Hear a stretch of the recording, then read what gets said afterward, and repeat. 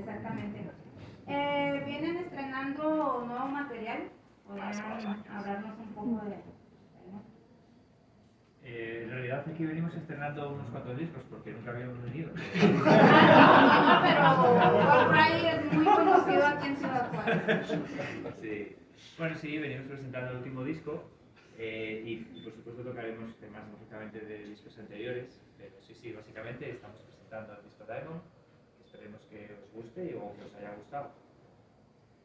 ¿Nos podrías hablar un poquito más de ese disco? Bueno, es un disco bueno, que surgió como siempre de la creatividad de Víctor. Es un disco muy introspectivo en el que hay pues, esa dualidad, ¿no? del demonio y del ángel, digamos, o de la persona cabal que algunos tienen. Que no conocemos.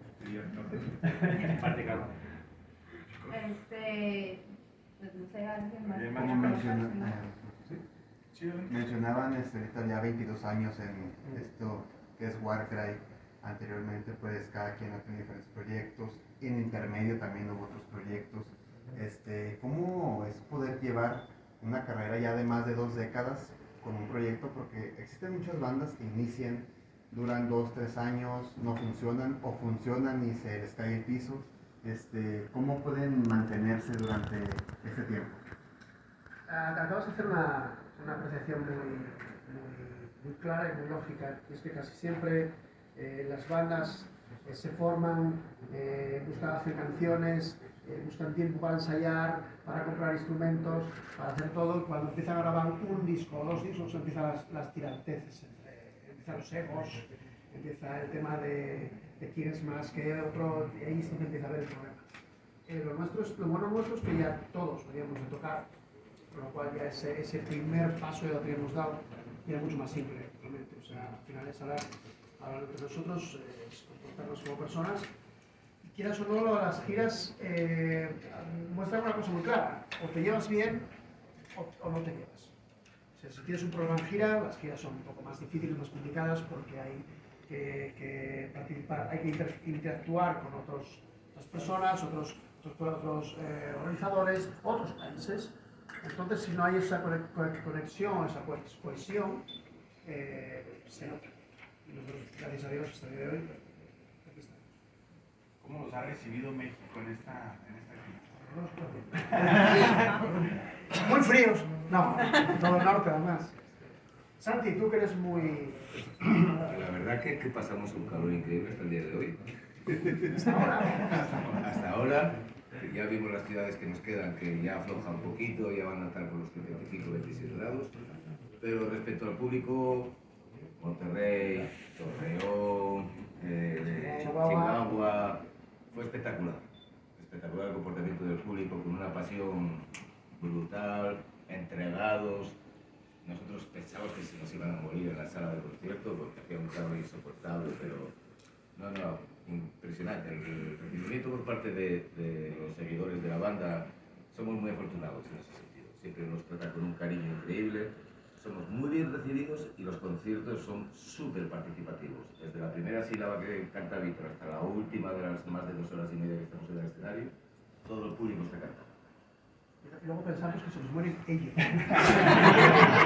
Todavía pensemos, pobrecillos. Hay mucha interacción entonces con el público. Muchísimo. Y una cosa a mí me gustaría añadir también es el hecho de que además de todo ese cariño que dice Santi, la educación y el respeto, por ejemplo, principalmente cuando hacemos los meet and greet, nosotros el planteamiento nuestro del meet and greet no es hacer un fotocall.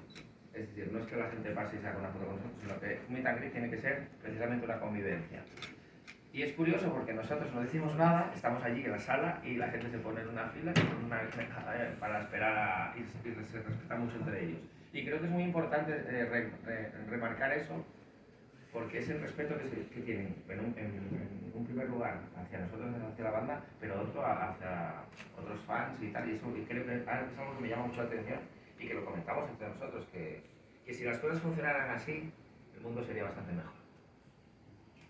Les toca pues, su presentación en un teatro aquí de Ciudad Juárez. en el cual pues se cuenta con butacas. Es algo pues curioso a lo mejor ver a la gente sentada. ¿Ustedes qué preferirían que se diera? ¿Que la gente esté sentada ahí como debe ser en el teatro? ¿O quieren que haya pues el estilo rock and roll, gente de pie, dando de saltos? Ya te lo digo yo, que van a empezar sentados y nada más que empecemos se van a levantar todos. Todos parados. Todos. Sí. A ver, ¿qué nos gustaría? Pues, Donington. No, a ver.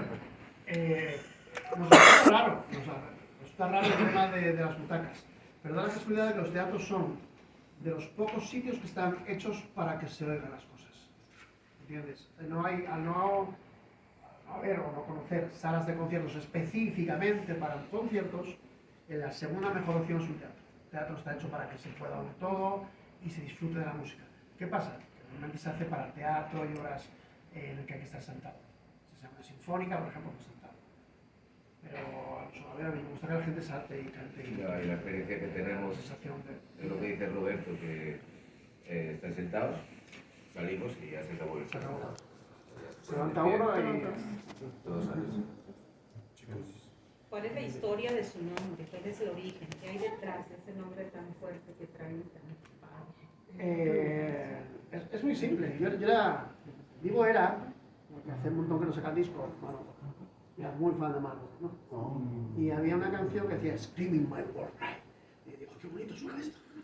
Y entonces busqué y digo, ¿qué significa realmente? Realmente la palabra creo que se escribe con un guión por el medio y es un grito de guerra. Digamos, es el grito de empezar un combate, ¿no? Claro, el grito de guerra en español a mí me sonaba un poco rarito. Entonces, como tampoco tengo mucho sentido común, dije, pues porque me gusta más, aunque sea en inglés, me gusta más con la sonoridad y el significado me parece que es más fuerte. Y ahí quedó. Ahí fui pasando los años, me fueron dejando poner el nombre y ahí quedó. Simplemente. Chicos, ¿desde los cuántos años empezaron a tocar ustedes o a entrarse al mundo de la música? ¿Por dónde empezamos?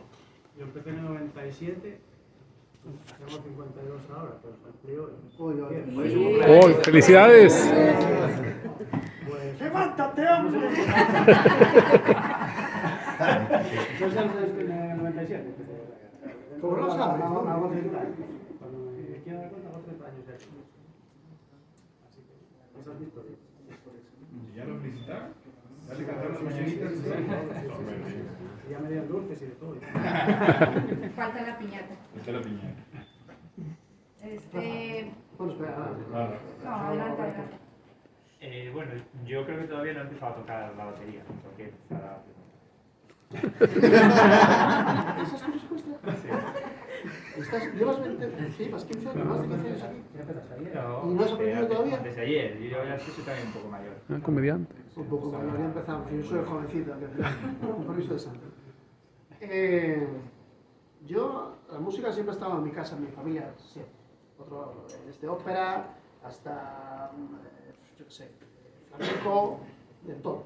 Es que en mi casa mis padres escuchaban música y siempre tuve música alrededor. Y lo que ocurre es que yo estaba en 1987 y no conocía el heavy. O sea, conocía el heavy como, los melenudos esos que gritan. O sea, yo estaba en el otro lado, ¿vale? Yo estaba en el lado oscuro.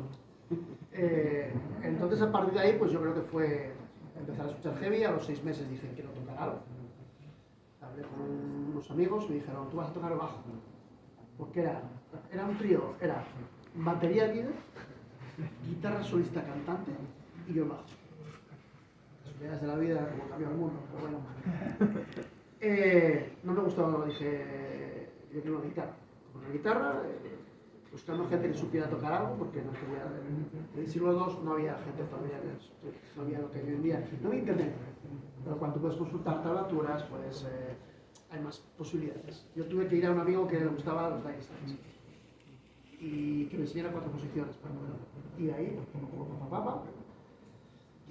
guitarra, y luego cuando vi que había gente mejor que yo, pues mejor otra cosa. Yo empecé a los 15 años porque fui a un campamento de verano y tenía 2 opciones, o guitarra o teatro, y dije, teatro no me apetece, pues voy a la guitarra. Y mira nomás. Me hubiera dado muy bien el teatro. Pues no. Y la verdad es que se me daba tan mal que me llamó mucho la atención el tener que esforzarme para que sonara bien. Y entonces desde ese día empecé con la guitarra y ya estaba.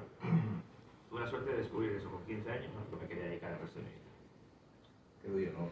No. Vale, yo caí a los 8 años en la música. Fui internado en un colegio en Asturias, en la Escolanía de Covadonga, donde nos formaban como niños musicalmente. Estábamos con un internado súper rígido, muy duro. Estuve allí durante 6 años, luego continué la carrera en el conservatorio. Y por circunstancias de la vida, supervivencia, vas mezclando cosas, tocando, dirigiendo, haciendo cosas. Y hasta el día que tuve la suerte de conocer a Warcry y con ellos, antes de estar con ellos había tocado con otras bandas, otras historias, pero nada que ver con lo que hacemos ahora, y mi formación era más bien clásica, no tenía nada que ver con el mundo tradicional. ¿Quién lo diría, Me dejé crecer el pelo y estoy... No, pero ese pelo antes, Sala. Yo no tenía pelo largo, sí. Estaba que me paraba la policía. Así que... Chicos, ustedes son una banda reconocida mundialmente. Hay chicos en sus casas que ensayan con piano, con guitarra, con bajo, pero no explotan al 100% su nivel. ¿Qué les dirían ustedes ahí para que también integren a su propia banda? ¿Por qué no? Empezar. Como casi toda la vida, depende del esfuerzo que le dediques. Si montas un negocio, si tienes algo que te gusta en extremo, conlleva un esfuerzo. En la vida es que siempre para casi todas las decisiones hay dos caminos, el fácil y el difícil. El fácil casi nunca es. O sea, si tú dices, ¿cómo puedo llegar a ser astronauta? Y dices, pues me cuelo en un lanzacohetes y me voy para allá. O estudio una carrera, se va a pilotar, ingeniería, la hostia. Entonces, ¿qué? Me puedo colar en un cohete si quiero. Otra cosa es que sobrevivas. Sí, no, en cuanto salga un poco para arriba, adiós. Pero, no sé, quizás el mejor ejemplo. Pero ahora creo que se me entiende. O sea, realmente el camino fácil así nunca es. Entonces, Pablo puede hablar mucho mejor de eso porque bueno, Pablo de Juve, por ejemplo, que da clases a gente, pero hay gente que considera que conocer un poquito vale, y casi nunca funciona así. Tienes que dedicarle, y sobre todo yo creo que todos los que empezamos en la música al principio, dedicamos un montón de tiempo. Yo cuando compré la guitarra no sabía tocar. Ahora sigo sin todo saber, pero era más joven. Yo me dedicaba, yo estaba 6 horas diarias dando una cuerda y haciendo con la plana. O sea, mi dedicación a ello era 100%. Quizás no de la mejor forma, también era en otra época, no había las posibilidades que hay hoy en día. Pero los atletas, cualquier cosa que quieras triunfar, hay que dedicarle tiempo. Una pregunta un poco similar, pero a la vez, son dos preguntas en una. Chus de Mago, por ejemplo, mencionó hace unos meses que se vive actualmente una situación en que la música pareciera que no salen bandas nuevas, que por ejemplo no ha salido el próximo Warcry, que no salió el próximo Saratoga, y pasan cosas, por ejemplo, que salen bandas como Devler, que de repente parecía que iban a hacer algo muy fuerte y de repente pues ya no. Primero, ¿hay preocupación por parte de las bandas ya consagradas como ustedes de este tema de que se esté perdiendo un poco pues las próximas generaciones? Y si en dado caso hay algo que las bandas como ustedes puedan hacer al respecto, tratar de a lo mejor dar ese pequeño empujón o esa patada a las bandas que están saliendo. Yo creo que uno de los problemas actuales es la necesidad de la inmediatez. Es decir, no hay paciencia para decir, sale una banda y a lo mejor necesita 10 años para que empiece la cosa a funcionar. El problema es que a día de hoy, ¿cuánta gente está dispuesta a esperar 10 años para que lo suyo funcione? No, por decirlo de alguna manera, 5, 10, lo que sea.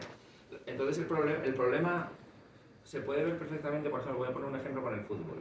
En el momento que, por ejemplo, un jugador destaca en 2 partidos, ya se empieza a vender como que ya es muy especial. Por ejemplo, yo que sé, en el caso de Lamine Yamal en España, por ejemplo, es un chico de 17 años que ya se le está exigiendo, porque haya tenido una buena temporada, ya se le está comparando con otros futbolistas a nivel mundial que llevan mucho tiempo, que tienen una dilatada carrera, etcétera, etcétera. Entonces, El problema es que no se puede, hay que esperar a que lo importante no es que Lamine Yamal sea el nuevo Messi o el nuevo Cristiano Ronaldo, lo importante es que sea el primer Lamine Yamal.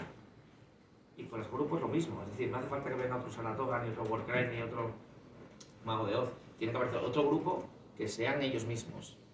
Entonces el problema es que siempre estamos comparando con, vale, pues nos pasa incluso a las bandas, cuando dicen, ¿por qué no sacáis un disco como El Sello de los Tiempos? Porque ya está sacado El Sello de los Tiempos. No hace falta sacar otro parecido a ese. Lo ideal es sacar material nuevo que no sea repetir lo hecho. ¿Por qué? Porque si tú quieres escuchar esa colección de temas, vamos a decir, del disco que sea, pues ya tienes el disco, lo repites y no hace falta hacer lo mismo, ¿no? Entonces yo creo que muchas veces el problema es ese, pero estamos en una sociedad en la que es así. Yo tengo un hijo de 14 años y no tienen paciencia. No tienen paciencia, lo máximo que pueden tener paciencia es para jugar a la PlayStation. Y los juegos de la PlayStation se basan en la cantidad de horas que vas a estar jugando. Es decir, para subir de nivel, yo qué sé, en el Call of Duty sabes que tienes que echar 15 horas para llegar a no sé qué, 25 para llegar a no sé cuánto más, es una cuestión de tiempo. Bueno, pues con la música es una cuestión de paciencia. Antes, por ejemplo, que comentábamos que es lo que hace falta, o sea, qué le hace falta a la gente que está en su habitación. Es que creo que hay dos formas diferentes de verlo. Una de ver la música como un hobby o un pasatiempo más, independientemente, como es ir al cine, ver Netflix o ver la tele o cualquier otra cosa. Y luego otra diferente, que es cuando se convierte en tu pasión. Si tú tienes pasión por algo, no tienes límite de horas a dedicarle a esa pasión, ¿no? Es un poco como el hecho de lo de las giras, lo que comentaba Víctor. Una de las cosas más difíciles de las giras son los desplazamientos, las horas sin dormir, etcétera, etcétera. Vale, pero pones una balanza y tú estás dispuesto a sacrificar todo eso, estás dispuesto a sacrificar estar lejos de tu familia, de tus amigos, comer cuando puedas, dormir cuando puedas,